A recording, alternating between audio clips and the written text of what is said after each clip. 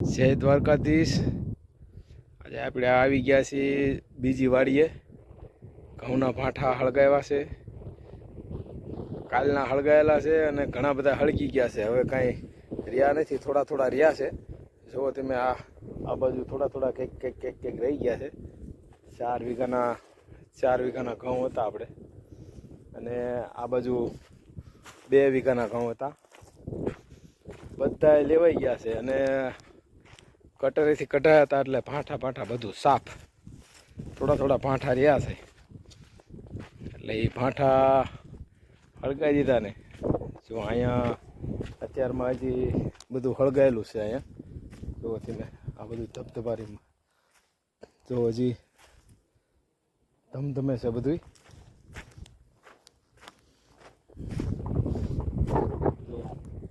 હજી આ બધું હળગે છે।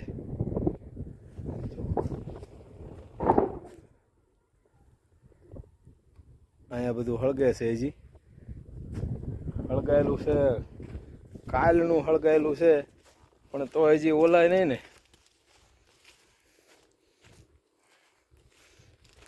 કારણ કે હળગાયા વગર તો ભાંઠા નીકળે નહીં ભાઈ। અને 8 વીઘામાં 6 વીઘાના ઘઉં હતા। 8 વીઘાની અને 2 વીઘાની જાર હતી। 8 વીઘા છે આપણું અહીંયા। અને નાનો એવો કૂવો છે, 35-40 ફૂટનો।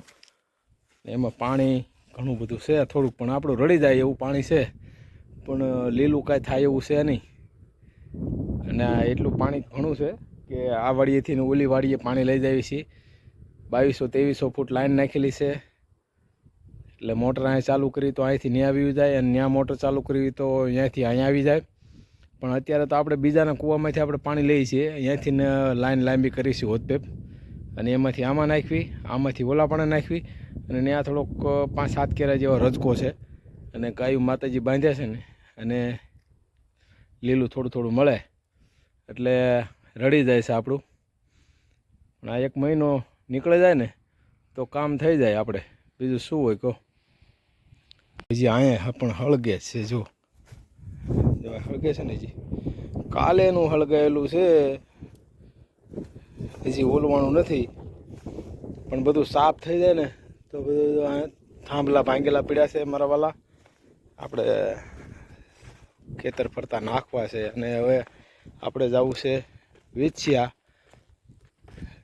જવું છે, એટલે થોડુંક લાયા છે લાઈનનું બધું ગરમ કરવા। મોટર કાલ બળી ગઈ હતી, મોટર બંધાવી છે, અને ભાઈ બહુ સારા માણસ છે, તે આપણને બધું સાધન આપ્યું, અને આપણે લઈને આવ્યા છીએ। તો છે બધું એનું ગાડી મોટરવાળાનું ગાડી યારે ટીંગાડ્યું છે। દંડામાં કટકો નાખવાનો હતો મોટરનો, એક કટકો હળી ગયો હતો, એટલે હવે આપણે જવાનું છે વિછિયા। તો જવા દઈશું વિછિયા હવે, કારણ કે આ બધું લાયા છે આપણે પાછું આપવા જવું પડે।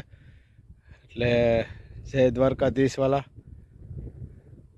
હવે શું છે, વિછિયાથી પાછા આવી ક્યારે પાછો હોય નક્કી નથી, નકર પાછા માતાજીના દર્શન કરાવે તમને, બાંધી છે માયું। હાલો, જય દ્વારકાધીશ, અને ખુશ રહો, મજામાં રહો, અને ભગવાન બધાને એટલી પ્રગતિ કરાવે ને કે બધા ગામના વખાણ કરે ને એટલા। જય દ્વારકાધીશ।